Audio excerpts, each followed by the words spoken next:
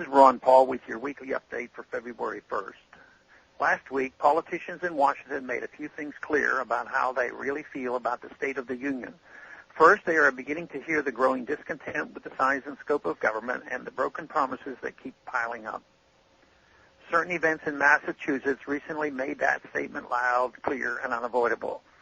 In the face of those events, the powers that be made the determination that some populist rhetoric was in order and the idea of a spending freeze in Washington was proposed, albeit with several caveats.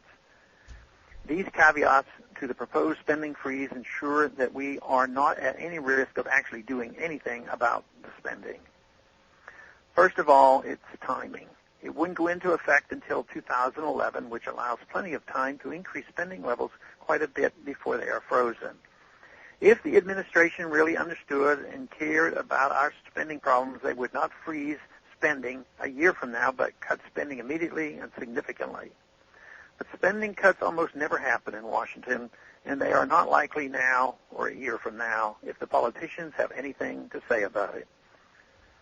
The second caveat is the huge areas of the budget that are shielded from this freeze. The entire State Department budget is exempt, as are all entitlements and all military-industrial spending, as well as all foreign aid. Fully 7/8 of the federal spending is excluded from this freeze, and some areas to be frozen were actually set to decrease, which means a freeze actually guarantees a higher level of spending. Especially insulting is the idea that in spite of our own fiscal problems at home, taxpayer dollars will continue to be sent overseas in the form of foreign aid, where it often does more harm than good. When need is demonstrated to Americans and they can afford it, they can be counted on for a tremendous outpouring of private voluntary charity to worthy aid organizations that we recently seen in Haiti. By contrast, government-to-government aid is taken from the poor by force and too often enriches the corrupt. It is counterproductive and wasteful, but the idea of eliminating, freezing, or reducing foreign aid is not up for serious debate anytime soon. The third caveat is what is included in the freeze that would make it politically impossible to pass Congress. For example, air traffic controller salaries, education, farm subsidies, and national parks. I do not necessarily want a cut in spending in this country. I just want to change who does the spending. The spending should be done by the people who earn the money if they choose and on what they choose, without any government interference. That is what makes the economy work.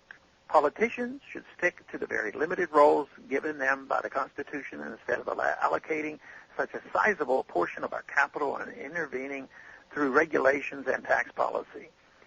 But because politicians have disregarded the Constitution and the people have no idea what rule they will break next, there is always a very real spending freeze underway in this country by the people.